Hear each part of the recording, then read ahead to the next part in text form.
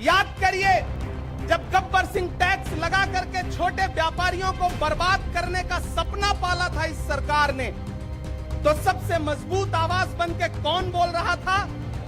राहुल गांधी। नतीजा क्या निकला? हजारों करोड़ रुपए खर्च करके उनके पीछे ट्रोल आर्मी लगा दी गई। उनकी इमेज खराब करने के लिए जितने तरीके अपना सकती थी भारतीय जनता पार्टी, उसने अपनाया। तब उनके पीछे 55 घंटे उन्हें ईडी के ऑफिस में बिठा करके पूछताछ की गई। आज भी खुलकर साथ खड़े हैं, कैसा भी दौर आए, लेकिन हम राहुल के साथ खड़े हैं। हम अपने माइनॉरिटी डिपार्टमेंट के राष्ट्रीय अध्यक्ष भाई इमरान प्रतापगढ़ी जी को आमंत्रित करते हैं कि वे अपना जोशीला उद्बोधन हमारे बीच में रखें।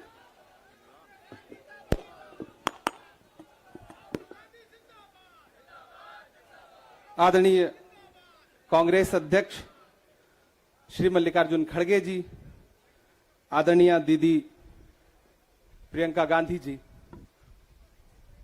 केसी वेणुगोपाल जी और कांग्रेस पार्टी के तमाम वरिष्ठ नेतागण, कहा गया है सुना गया है कोई न बोले, कहा गया है सुना गया है कोई न बोले, ज़बां दराजों को मशवरा है कोई न बोले, अजीब लुकनत पसंद हाकिम से वास्ता है, अजीब लुकनत पसंद हाकिम से वास्ता है, जो चाहता है जो सोचता है कोई न बोले। हमारी दाईं तरफ इस सदी का सबसे बड़ा फकीर सोया हुआ है।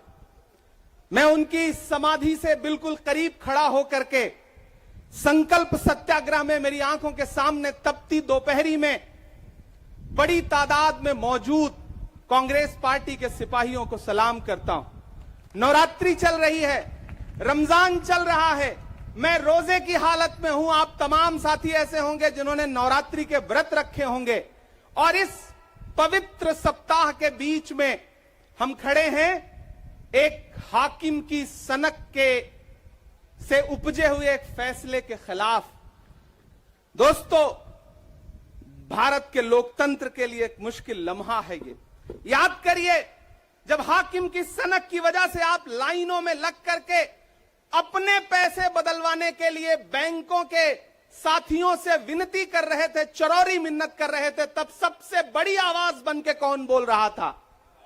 राहुल गांधी। नतीजा क्या निकला? उनकी एसपीजी सुरक्षा वापस ले ली गई।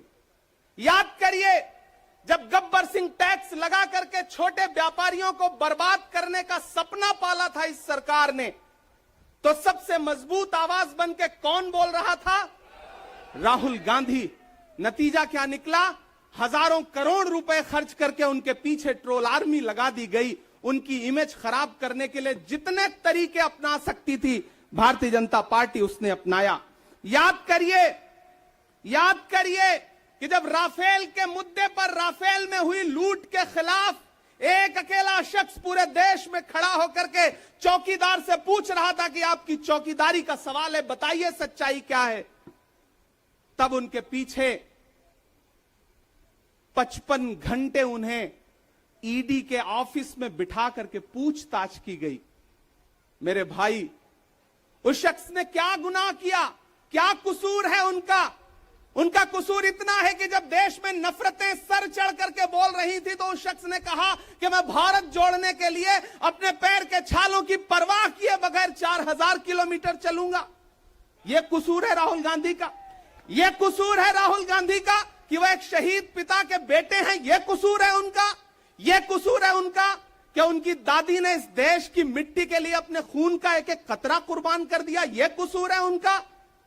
आज भारतीय जनता पार्टी के लोग हाउस में खड़े होकर के, सदन शुरू होते ही 1 मिनट भी सदन नहीं शुरू हुआ रहता था, और खड़े होकर के राहुल गांधी माफी मांगो के नारे शुरू कर देते थे। किस बात की माफी? क्योंकि वो भारत जोड़ रहे हैं, वो लोकतंत्र को बचाने की बात कर रहे हैं। अरे भाजपाइयों, माफी तो आपको मांगनी चाहिए। 15 लाख के झूठे जुमले के लिए माफी मांगो, बढ़ती हुई महंगाई के लिए माफी मांगो, अच्छे दिन के झूठे वादों के लिए माफी मांगो, लोकतंत्र को कुचलने के लिए माफी मांगो, महंगाई के खिलाफ माफी मांगो, 400 का सिलेंडर 1100 रुपए करने के लिए माफी मांगो, 58 रुपए का पेट्रोल 100 रुपए का करने के लिए माफी मांगो, हिंदू को मुसलमान से लड़ाने के लिए माफी मांगो, सिख को ईसाई से लड़ाने के लिए माफी मांगो। माफी तो तुम मांगो। और अगर तुम ये कहते हो कि राहुल गांधी ने विदेश में जाकर के भारत का अपमान किया, तो प्रधानमंत्री जी, मैं आपसे पूछना चाहता हूं कि जब दोहा में, शंघाई में, कैलिफोर्निया में, अमेरिका में खड़े होकर के आप कह रहे थे कि भारत तो सपेरों का देश है, भारत में पैदा होना तो पाप है, प्रधानमंत्री जी, माफी तो आपको मांगनी चाहिए। मैं आज प्रियंका दीदी को सुन रहा था, मेरी आंखों में आंसू थे उनका भाषण सुन करके। पिछले कुछ हफ्तों में 2 बार मेरी पलकें नम हुई। पहली बार तब हुई जब हम संसद भवन से तमाम सांसद निकल रहे थे और एकाएक हमने सीपीपी ऑफिस में देखा कि राहुल गांधी जी को 2 साल की सजा दे दी गई। उन लम्हों में मेरी आंख में आंसू थे। मैं शायर हूं तो मैं भावुक हूं, शायद इसलिए मेरी आंखें नम हो जाती हैं ऐसे लम्हों में। आज जब प्रियंका जी बोल रही थी तो मैं उन्हें सुनकर के भी मैं नम हो गया। ये जुल्म है कि जुल्म को कहता हूं साफ जुल्म, ये जुल्म है कि जुल्म को कहता हूं साफ जुल्म। क्या जुल्म कर रहा हूं, मुझे मार दीजिए।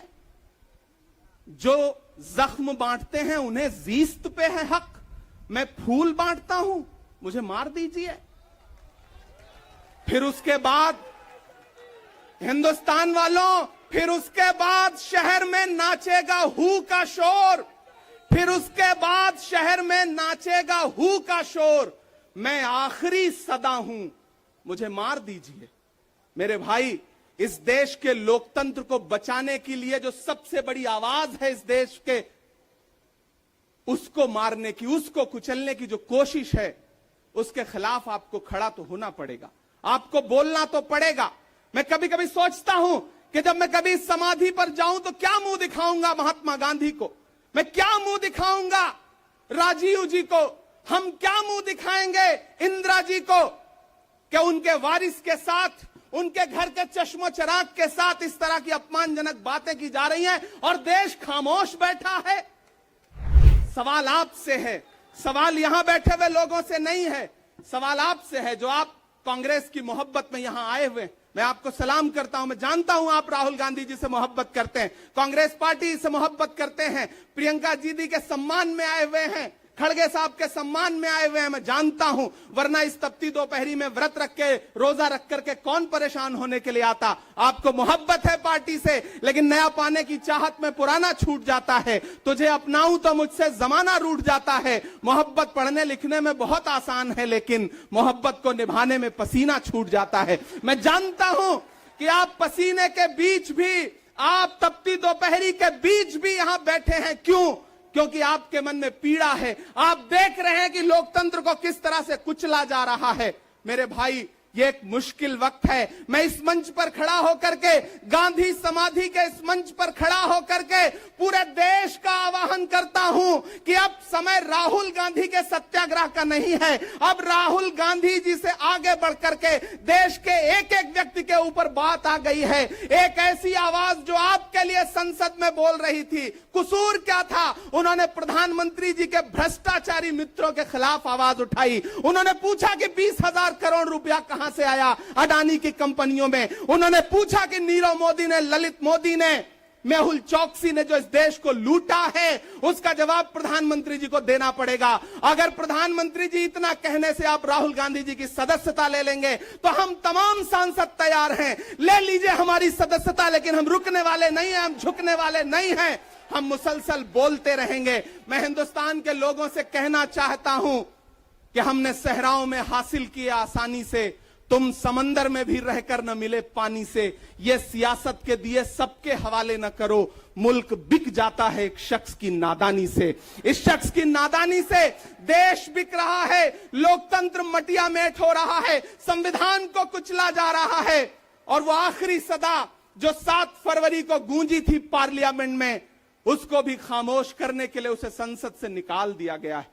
मैं देश से कहना चाहता हूं कि उन्होंने राहुल गांधी जी को संसद से निकाल दिया है। देश सुने इस बात को कि नरेंद्र मोदी जी और उनकी सरकार ने साम दाम दंड भेद इस्तेमाल करके राहुल गांधी को संसद से निकाल दिया है। अब देश के ऊपर फैसला है, उन्होंने संसद से निकाला है। देश के लोगों, राहुल गांधी को अपने दिल में रखो, अपने दिल में बिठाओ, निकलो पूरे देश में, करो सत्याग्रह। देखते हैं इस हुकूमत की तानाशाही में कितनी ताकत है। अगर कांग्रेस का एक एक कार्यकर्ता जो अपने घरों पर कहीं बैठा हुआ है, मैं उससे भी आह्वान कर रहा हूं कि राहुल गांधी से बढ़कर के ये मसला इस देश के लोकतंत्र तक आ गया है, इसे बचाइए। और राहुल जी शायद अपने घर पर होंगे, यहां हम हजारों की तादाद में उनको समर्थन देने के लिए जुटे हैं। मैं तो बस इतना कह रहा हूं कि मेरे भाई, आपको एक बात समझनी है, और वो ये है कि इस मुश्किल वक्त में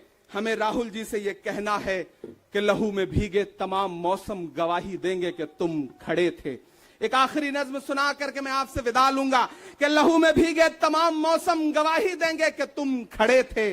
शहर का सूरज गवाही देगा कि जब अंधेरों की कोख से निकलने वाले ये सोचते थे कि कोई जुगनू बचा नहीं है, तो तुम खड़े थे, तुम खड़े थे। तुम्हारी आंखों के ताकचों में जलती मशालों ने नई मनाजिल हमें दिखाई। तुम्हारे भाई, तुम्हारी बहनें, तुम्हारी माएं, तुम्हारी मिट्टी का जर्रा जर्रा गवाही देगा कि तुम खड़े थे। हमारी धरती के जिस्म से जब हवस के मारे ये सोचते थे कि सियाह जोंकों की तरह चिमटे, तो तुम खड़े थे। तुम्हारी हिम्मत, तुम्हारी अजमत और इस्तकामत तो वो हिमालय है कि जिसकी चोटी तलक पहुंचना न पहले बस में रहा किसी के, न आने वाले दिनों में होगा।